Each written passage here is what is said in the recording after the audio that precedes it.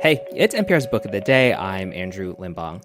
Last week, for the NPR Books newsletter, I wrote about the big press tour Karine Jean-Pierre was on. She's the former press secretary for President Joe Biden, and she's got a new book out called Independent, a look inside a broken White House outside party lines. And it's about her reasons for leaving the Democratic Party after the 2024 election. And my piece for the newsletter was essentially asking, do you go on a press tour like this to get people to buy your book? Or is writing the book a vehicle for a press tour? Because there's a moment in this interview with NPR's Michel Martin where Jean-Pierre lays out her reasons for writing the book. And she says it's not to start fights with Democrats or Republicans, it's to start a conversation. But to me, it seems like that conversation is happening more in interviews like this and not in the book. But you give it a listen and see what you think. That's after the break.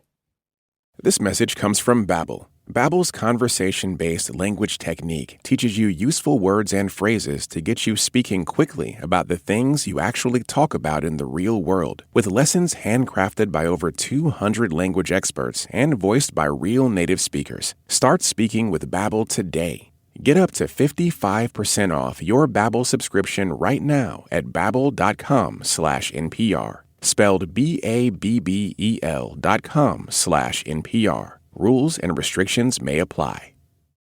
For almost 3 years, Karine Jean-Pierre served as White House press secretary, meaning she was the face and voice of the Biden-Harris administration during daily White House briefings and trips around the world.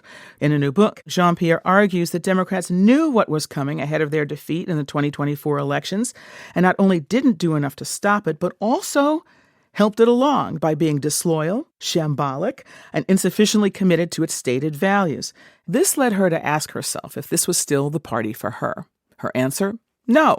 Jean-Pierre says she no longer identifies as a Democrat.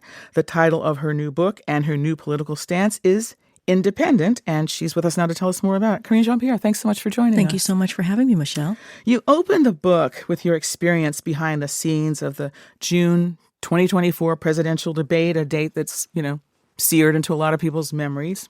And it was there that questions around then President Biden's kind of health and mental acuity really seemed to take off. So tell us a little bit about what you saw behind the scenes. So I had not seen the president because he had been in debate prep and it was on the political side. I was not involved in the campaign in any way. So the first time I actually heard him speak was while he was debating. So when I heard his voice, I thought to myself, he was hoarse. He kind of looked like he was sick. So I thought to myself, something is up. And so what I started thinking from that moment was, oh goodness, this is what it's going to be used for. Everything that I've been pushing back on, his age, is he fit? Like automatically, anytime he would sneeze or have a runny nose or something would happen, that would be where the questions would go. Let me just be clear here, because you are very clear in the book that you saw no reason to question the former president's mental acuity, his fitness for the job. You stand by that. I stand by that 110%. I do want to say that you realize that a lot of people just don't believe that. Look, all I can tell you is what I saw with my own eyes and what I experienced myself. To that end, your beef is not with journalists asking questions. No, my beef is not with journalists. The core of the book is about the Democratic Party and what you experienced at the White House. You write about what you call bickering and backbiting. So say more about why you say that backbiting is what opened the door for you to think about other alternatives. Yeah. So Joe Biden objectively had a very successful 4 years. And here we are on the cusp of an election of a lifetime that we all need to get behind our person. And we couldn't do it. Republicans are able to do it. They were able to get behind their guy, however flawed their guy is. And they say, yep, this is our guy. With all the flaws and everything, this is our guy. And we weren't able to do it. By that, you mean like, for example, the former Speaker of the House, Nancy Pelosi, sort of letting it be known that she was concerned, or George Clooney and this piece in the New York Times. Is that what you're talking about? All of it. And I talk about that in the book. Mm-hmm. One other thing you write about, which I really found was interesting, is like the snippety sniping directed at you. Mm. Apparently, there are people who felt you weren't very good at your job. They said you were too wooden at briefings, that you didn't really understand policy. How do you understand those critiques now that you have some distance from it, or do you? Well, look, in the moment, I was quiet. I didn't defend myself in the moment because I was focused on a job that I was honored and privileged to have had, which is the White House press secretary, because the president believed that I can do this. What I can do is state facts, which is no one has ever looked like me that has been at that podium standing behind that lectern. And when we are firsts, you are critiqued and looked at differently because people already don't think you belong there in that position. And, look, I had a job that was coveted. And the people who wanted my job didn't think I deserved the job for whatever reasons, right? And so I understood as a Black woman that things are just different for people who look like me.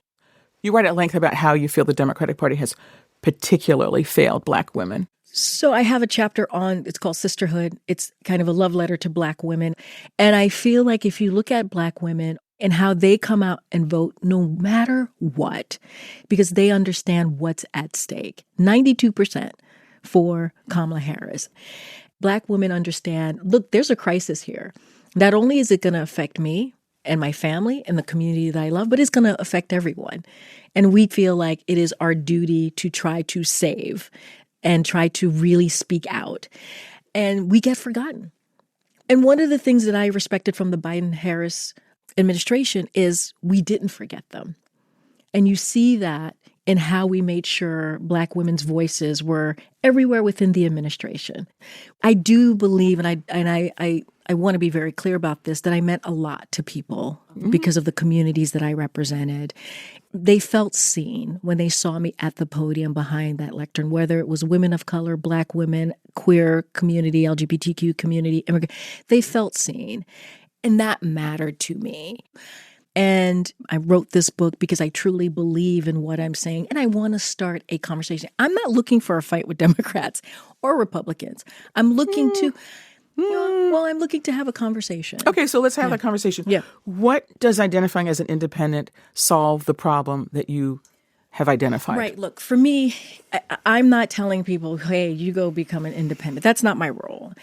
There is a growing number of people who see themselves as independents, including young people. We have to question, why is that? There is a fundamental problem here.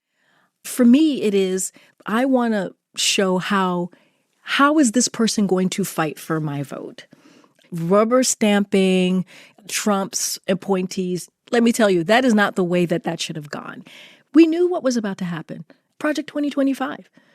Anti-DEI was like one of the first things. We knew immigrants being attacked. We knew this was going to happen. And so I feel like we should have been better. So you said you wanted to start a conversation. The book is just out. What are you hearing from people? I hope people are inspired to continue to either be in the fight or get into the fight. There's an opportunity to reimagine what politics can be, to reimagine what America can be. That means you can't stay quiet, because silence is complicit. Karine Jean-Pierre is the author of Independent, a look inside a broken White House outside the party lines. Karine Jean-Pierre, thanks so much for talking Michel. with us. I appreciate it. Thank you for the opportunity.